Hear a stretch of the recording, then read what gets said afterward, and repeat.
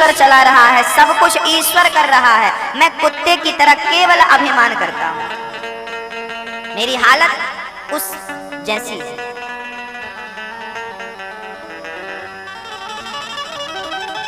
सब कुछ परमात्मा करता, ईश्वर करता।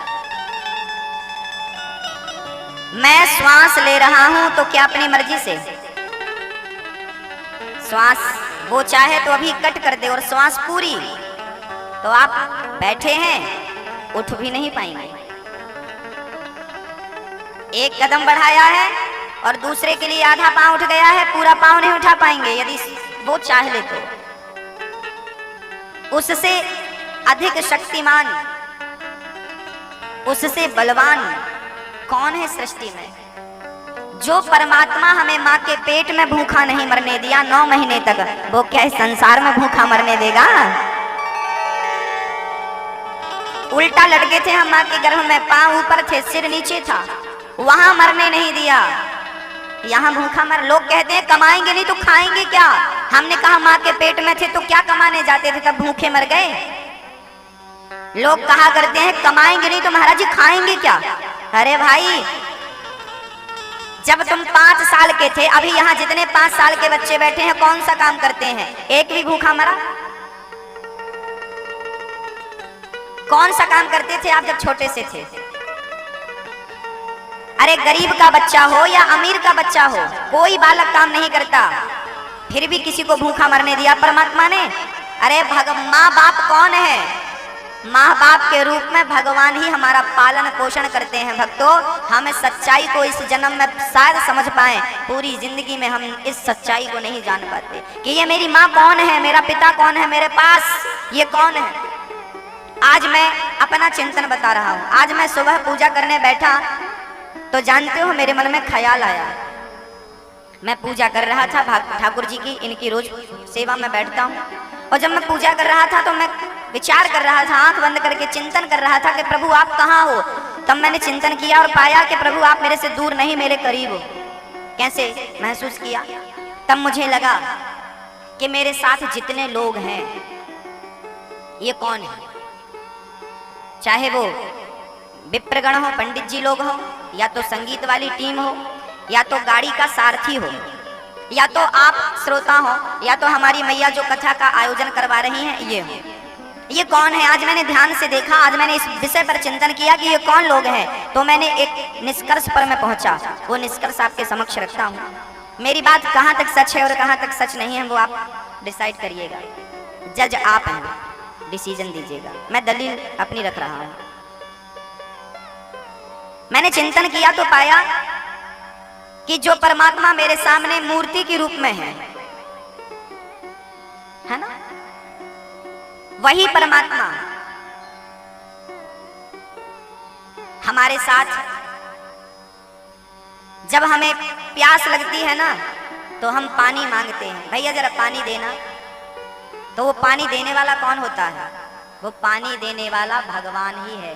भगवान ही इस रूप में, क्योंकि भगवान के अनेक रूप है ना, कभी वामन बनते, कभी राम बनते, कभी कृष्ण बनते, कभी नरसिंह बनते, कभी धनवंतरी बनते, कभी मोहिनी बनकर नाचने लगते। यदि वो इतने रूप धारण कर सकते हैं तो जो मुझे पानी पिला रहा है वो भी परमात्मा ही है, और मुझे उस रूप में वो मेरी सेवा में लगा हुआ है। ये मैया जी कौन है? ये भगवान है, क्योंकि आज भगवान के रूप में ये आए और इन्होंने कहा कि आपको कथा करनी है संतरामपुर में। तो मैंने कहा ठीक है, आज इस रूप में जो परमात्मा है वो परमात्मा स्वयं चाहता है कि आप कथा सुनाओ और मैं इस रूप में सुनूं। वो परमात्मा इस रूप में सुन रहा है।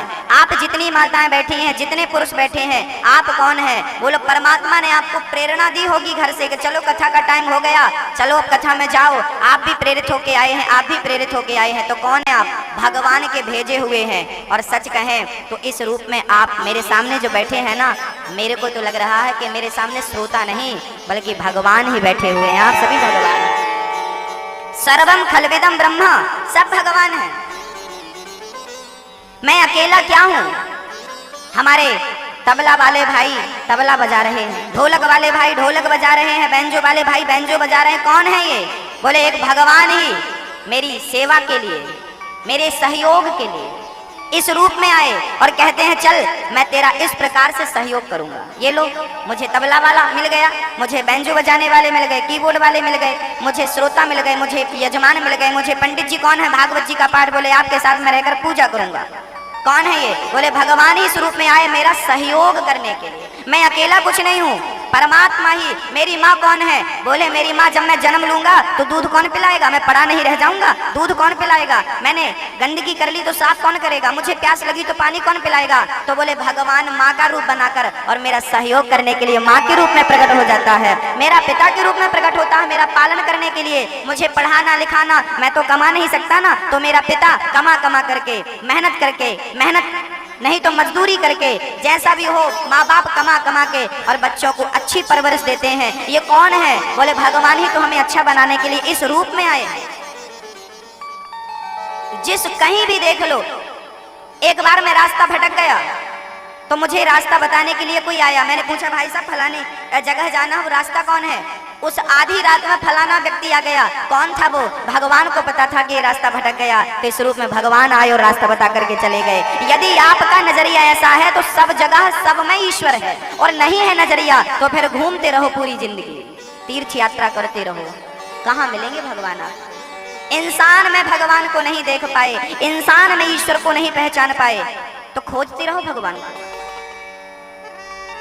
मेरे जितने सहयोगी हैं, सिर्फ सहयोगी जो मेरे से द्वेष करते हैं, जो मुझसे द्वेष करते हैं, जो लोग मुझसे घृणा करते हैं, जो लोग मुझसे नफरत करते हैं, मैं समझता हूं कि वो भी भगवान के स्वरूप में ही, क्योंकि जब तक कोई मुझे दर्पण नहीं दिखाएगा तब तक मैं अपनी कमी को ठीक कैसे करूंगा। तो मेरे विरोधी जितने हैं वो मुझे दर्पण दिखाने का एक रूप में परमात्मा सहयोग करता है और एक रूप से परमात्मा दर्पण लेके खड़ा। देख मैं तेरा विरोधी हूं, आपका जो दुश्मन है, आपका जो विरोध करता है, आपके कंपटीशन में खड़ा है, समझ लेना कि वो भी परमात्मा है, वो दर्पण लेके खड़ा है। तेने यहाँ गलती करी, चलिए सुधार।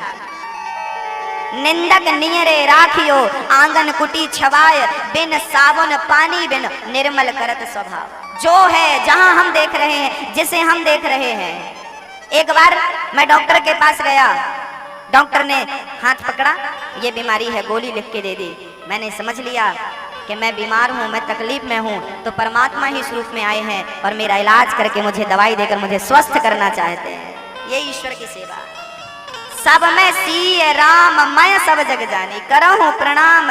ये जितनी मेरी माएँ बैठी हैं, माताएं बैठी हैं, सब भगवान हैं। यहाँ जितने पुरुषगण आप लोग बैठे हैं, आप सब में ही मैं भगवान का दर्शन करता हूँ। सब भगवान है, बच्चे बैठे हैं, सब जितने सब ईश्वर तुल्य हैं। मेरी भावना यह है, तो अपने से मतलब है कि हम आपको किसके रूप में देखते हैं, किस भाव से देखते हैं, किस रूप में देख। जाती रही भावना जैसी, प्रभु मूरत देखी तिन्ह तैसी। ये बिल्कुल महत्व नहीं रखता कि आप हमें दुश्मन मानते हो, कि पुत्र मानते हो, कि भाई मानते हो, कि गुरु मानते हो ना। मैं आपको किस रूप में देख रहा हूं। गंगा जल पीछे, गंगा जल कांवड़ यात्रा चली, चलते चलते रामेश्वरम, गंगोत्री से रामेश्वरम की दूरी लगभग 2000 किलोमीटर के लगभग है। उत्तर से दक्षिण, भारत का एक कोना, पूरा भारत पार करके दूसरा कोना, लगभग 2500 किलोमीटर के लगभग है। अब संत एकनाथ चल रहे हैं कावड़ का जल, गंगा का जल भर के कावड़ पर, और जब चले चले सामने मंदिर आ गया। 2000 किलोमीटर की दूरी पूरी हो गई, सालों लग गए होंगे उनको। और जब वो चले मंदिर की ओर बढ़े तो क्या हुआ, मंदिर के बाहर एक गधा प्यास से तड़प रहा था। गधा, ये बातें मैं मनगढ़ंत नहीं कह रहा हूँ, आप इसे किस भाव से समझ रहे हैं, किस भाव से सुन रहे हैं मुझे नहीं पता, पर मैं जिस भाव से कह रहा हूँ मैं उसी भाव को अपने हृदय में रखता हूँ, उसी दृष्टि से जमाने को देखने की कोशिश करता हूँ। श्री एकनाथ जी महाराज जब चले तो क्या हुआ, बाहर गधा तड़प रहा था प्यास से।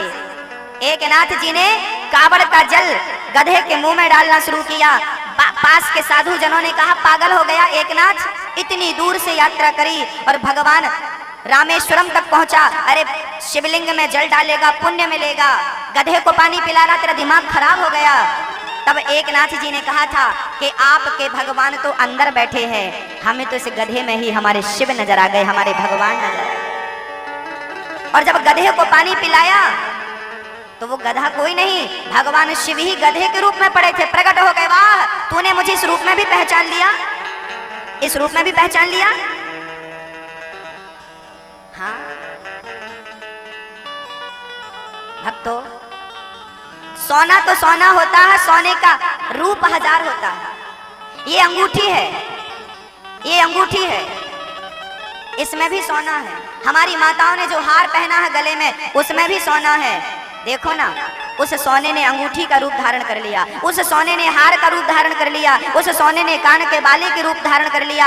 हाँ, आभूषण कहीं का भी हो, सब में सोना है। चींटी को देख लो, हाथी को देख लो, सबके भीतर वही परमात्मा समाया हुआ है, सबके भीतर वही ईश्वर है। निज प्रभु मैं देखा ही जगत, के ही सन करहीं विरोध। सब में जब वो छिपा है तो मैं विरोध किससे करूं? मेरा दुश्मन कौन? मैं किससे झगड़ा करूं बताइए? जब मैं सब में परमात्मा को देखूंगा तो मैं किससे झगड़ा करने जाऊंगा?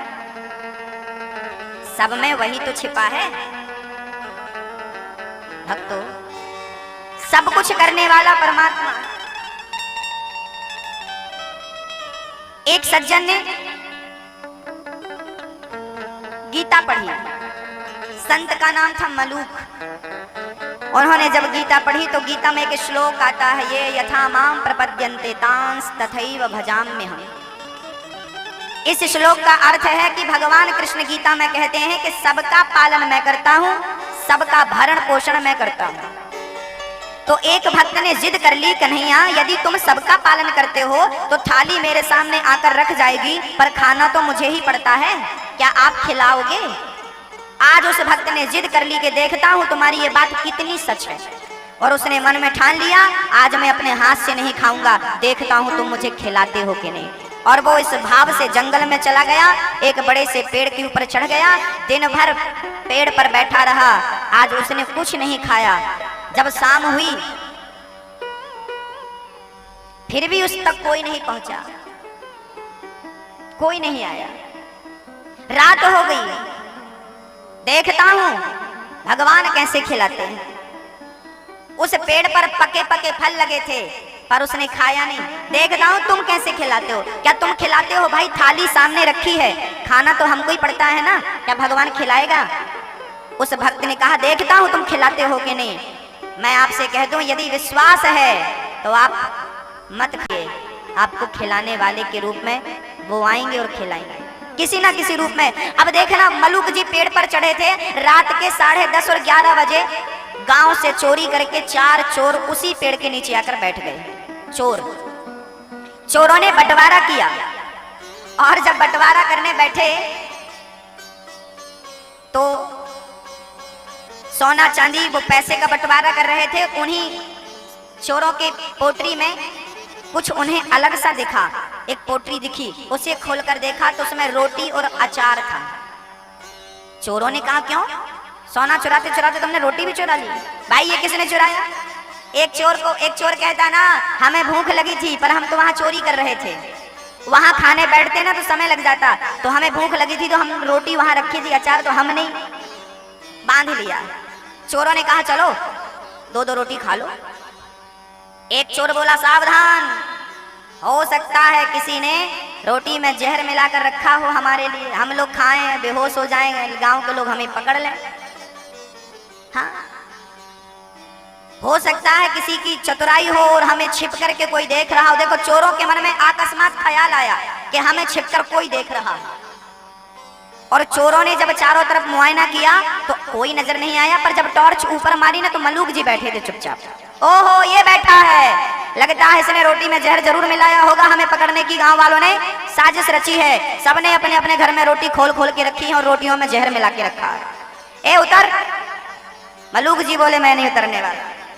2 चोर गए, जबरदस्ती पकड़ के उतारे, उतर और चल ये रोटी खा, तूने जहर मिलाया रोटी में, हमें पकड़ने की साजिश, खा। मलूक जी बोले मैं नहीं खाऊंगा। चोरों ने कहा ठीक तू ना खा। रोटी उठाई, अचार लगाया, मुंह खोला, ये खा, मुंह में डाला जबरदस्ती, एक रोटी खाया, ये तो नहीं मरा, हो सकता है बीच की रोटी में जहर हो। बीच की रोटी निकाली, उसमें भी अचार लगाया और खिलाया। मलूक जी समझ गए प्रभु चोर के रूप में आप ही आए हैं, आपको पता था कि मैं दिन भर से कुछ नहीं खाया, आप ही आकर मेरा पेट भर रहे हैं। चरणों में गिर पड़े मलूक जी, और जब चरणों में गिरे तो वो सच्ची के चोर थे, लेकिन भक्त ने भगवान के रूप में देखा तो उन्हीं चोर के अंदर से भगवान को प्रकट होकर अपने भक्त को दर्शन देना पड़ा। यदि भगवान प्रहलाद के कहने से खंबा, एक पत्थर के खंबे से भगवान प्रकट हो सकता है, तो क्या मनुष्य के रूप में कोई इंसान हो और आप उसे भगवान कहें तो क्या उसके भीतर से भगवान प्रकट नहीं हो सकता? यदि पत्थर से भगवान प्रकट हो सकता है तो मनुष्य के भीतर से क्यों नहीं, गधे के भीतर से क्यों नहीं हो सकता?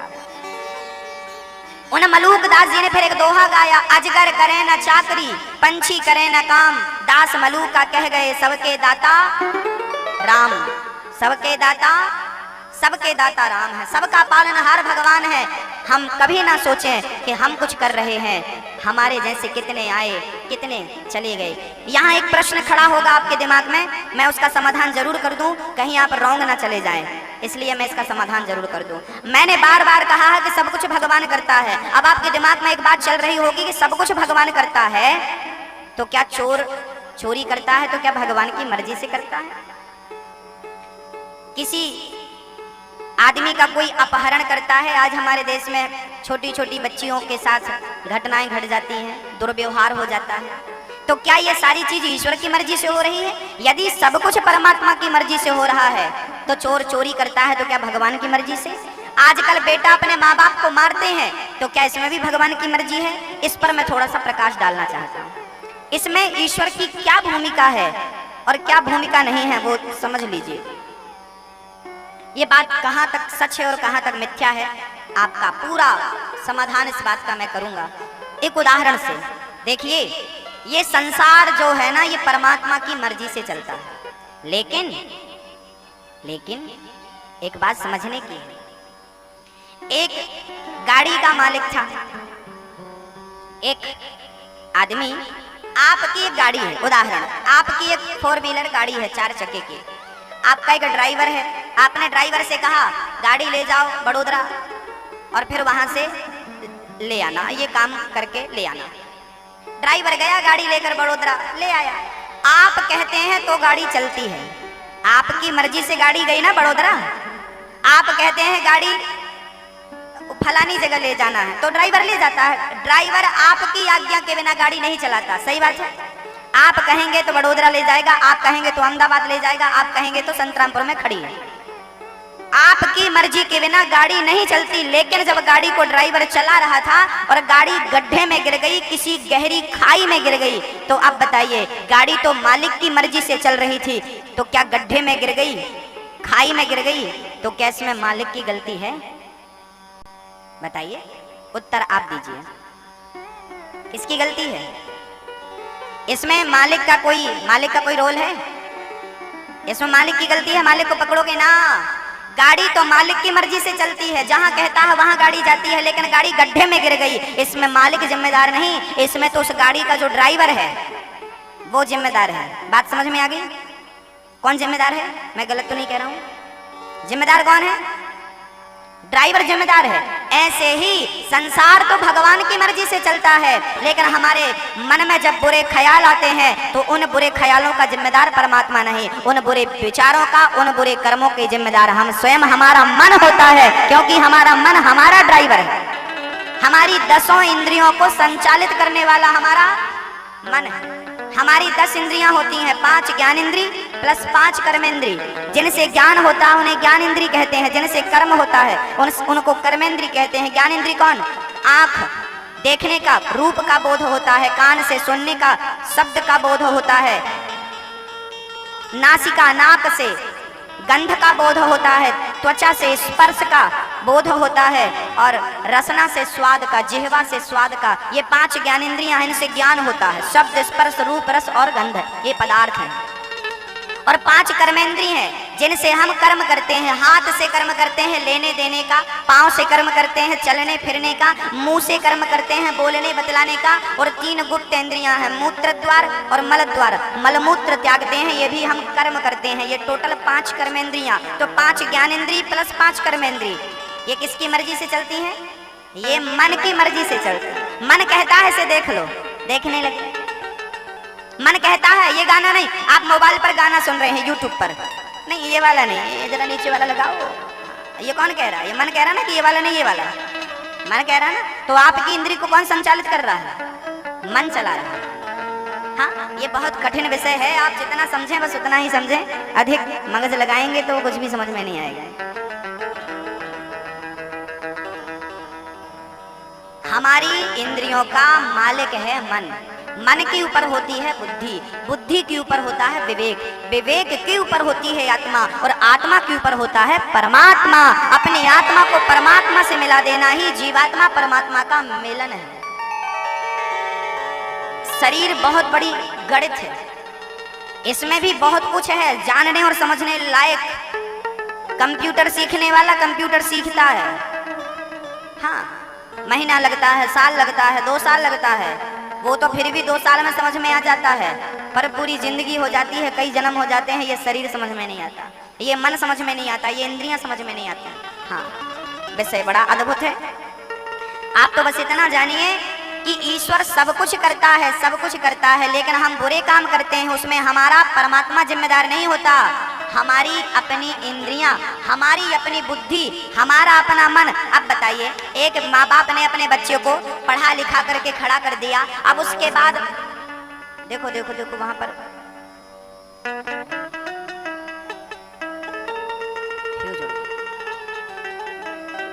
थोड़ा सा जल छिड़क दीजिए उस पर, ठीक है, ठीक है, ठीक है। बोलिए कृष्ण कन्हैया लाल की जय हो। ठीक है, हो गया।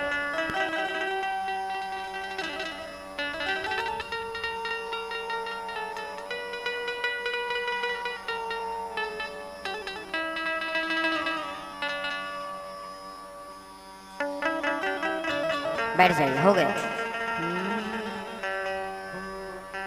बोलिए भक्त वत्सल भगवान की जय जय श्री राधे, जय जय श्री राधे।